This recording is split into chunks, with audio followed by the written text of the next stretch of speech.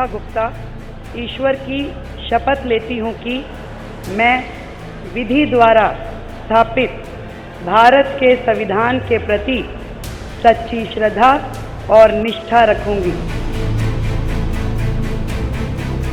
दिल्ली विधानसभा चुनाव 2025 में बीजेपी ने प्रचंड बहुमत हासिल कर आम आदमी पार्टी को सत्ता से बेदखल कर दिया। लेकिन इस जीत के पीछे कौन था सबसे बड़ा चाणक्य? जवाब है केंद्रीय गृह मंत्री अमित शाह।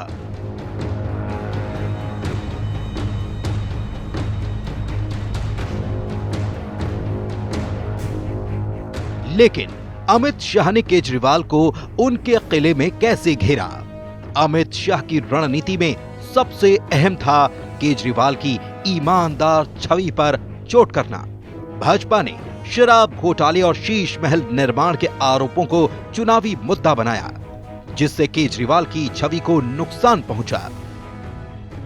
आपदा को हटाने का मतलब है 10 साल के केजरीवाल के भ्रष्टाचार को जवाब देना।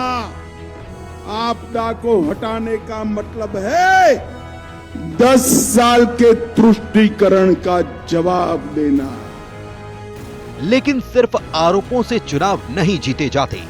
शाह ने हर विधानसभा सीट पर बारीकी से नजर रखी। केंद्रीय मंत्रियों को सीटों की जिम्मेदारी दी गई। आरएसएस कार्यकर्ताओं को बूथ स्तर पर सक्रिय किया गया और हर दिन चुनावी रिपोर्ट तैयार की गई। इसके अलावा यूपी और उत्तराखंड के नेताओं की एक विधानसभा में ड्यूटी लगाई गई। कई बार रात के 2 बजे भी अमित शाह दिल्ली पर मीटिंग करते थे। ये अमित शाह की रणनीति का ही हिस्सा था कि बीजेपी ने बड़ी रैलियों की जगह छोटी सभाओं और डोर टू डोर कैंपेन पर फोकस किया। अनुसूचित जाति बहुल इलाकों में बीजेपी ने केंद्र की योजनाओं का प्रचार किया, जिससे पार्टी को बड़ी सफलता मिली। बीजेपी ने अपने संकल्प पत्र में फ्री बिजली पानी की योजनाओं को जारी रखने का वादा किया। साथ ही महिलाओं को 2,500 रुपए मासिक भत्ता और 10 लाख रुपए तक का मुफ्त इलाज देने का ऐलान किया। यानी हर वो वादा केजरीवाल भी कर रहे थे। वहीं शाह ने इस चुनाव में स्थानीय मुद्दों को खास तवज्जो दी।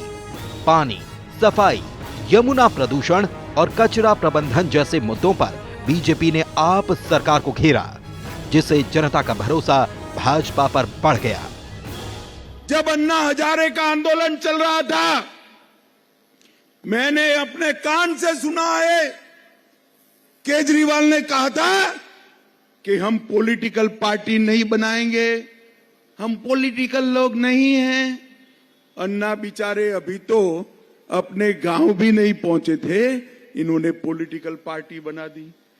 शीला दीक्षित को जेल में डालने वाले थे, उनका समर्थन ले लिया। शराब की दुकानें बंद कराने वाले थे, खुद ही शराब की बोतल बन गए। यमुना में डुबकी लगाने वाले थे, डुबकी नहीं लगाई, हमने उनके कटआउट को डुबकी लगाई तो कटआउट भी बेचारा आईसीयू में भर्ती करना पड़ा है, उनके कटआउट को भी भर्ती करना। दिल्ली चुनाव में बीजेपी ने ध्रुवीकरण से बचते हुए अल्पसंख्यक वोटों को बांटने की रणनीति अपनाई। इसका नतीजा ये हुआ कि विपक्षी दलों को अल्पसंख्यक वोटों का पूरा लाभ नहीं मिला।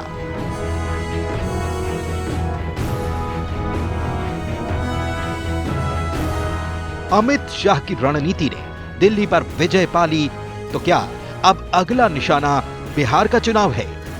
Bureau report, news 18।